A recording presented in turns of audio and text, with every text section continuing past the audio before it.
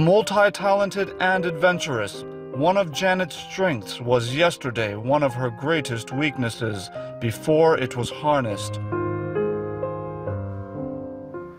I found out I could really do a lot of things, and it was very difficult to focus. I think my problem came when we were forced to offer so many subjects in secondary school, and I passed all of them, and I discovered I was actually good in sciences, the arts, and everything, and it was very difficult choosing a career at the end, if not for the guidance that I got back home, and they helped me to really decide. So growing up, I would take on a task and just abandon it halfway. But then, while working in Owagbede & Co., I met a woman, Mrs. Olusegun Odubela. This is someone who has been able to compartmentalize her life, her family, work, and then God. And she has a way of doing everything seems so easy and doing everything to the end. And she could identify that I had that problem of picking up whether an application and I'll take it halfway, and she was really instrumental in pushing me to apply for the Mandela Washington Fellowship, because I would start and just stop halfway, and I'm like, they asked for this kind of thing, I don't really have, why do I? And she just kept pushing me. So now I really owe that part of development to her. I really know that she helped me to focus more and take up tasks to conclusion. Moving forward, focus is very important, because I know it, with focus, I can actually achieve more than I am doing now. I know that a lot of opportunities that I treated for granted would have really opened very big doors for me. But because I think focus and discipline should go together. Because I had no discipline to focus and achieve them, I lost out on those opportunities.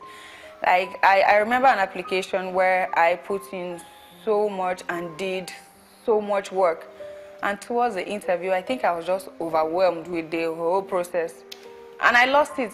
In fact, when I came out of the interview, I felt so bad. And I called friends. I was like, I know I missed this. And I know this is something I would have actually gotten if I only pushed myself more to the end. So going forward, I know that with focus, such things are actually preventable. Those are things that with focus, you can achieve them, and even greater things if I was more focused. Upon her selection as a Mandela Washington Fellow, Janet was exposed to a whole new world of opportunity and possibility.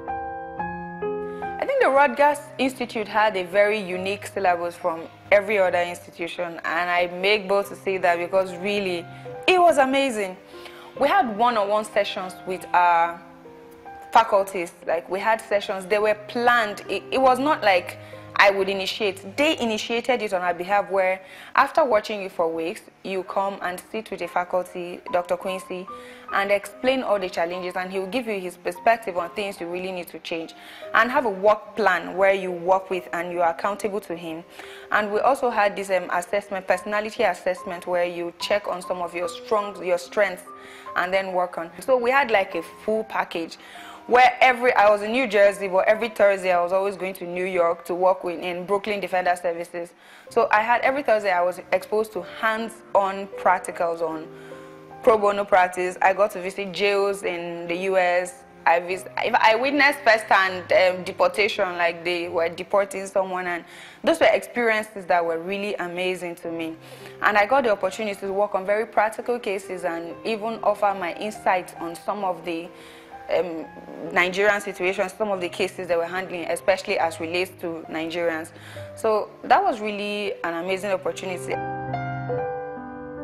After a life journey full of twists and turns, Janet offers one crucial piece of advice. If I have one thing to tell anybody, don't look for the easy way out. I think that's a major challenge to most of us. Especially as a Mandela Washington Fellow, people really think you have so much money. The US has taken you to, US government has sponsored you, so you have a lot. But this is not the situation. You're just given an opportunity to create impact. And a lot of people who want the quick way out of making money just immediately may find it very difficult to understand the work that a lot of youths who are creating impact do. So I would advise everybody, it's not really easy to discipline yourself and not really look for the short-term benefits of making all the money right now.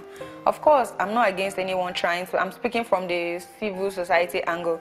I'm not against anyone who wants to be Bill Gates or Dangote, really. You can go for it and make all the money you want. But if you really want to be in the civil society, you have to put money at the back seat and be focused and determined to constantly give your life out in service, because it is in that service that you find yourself.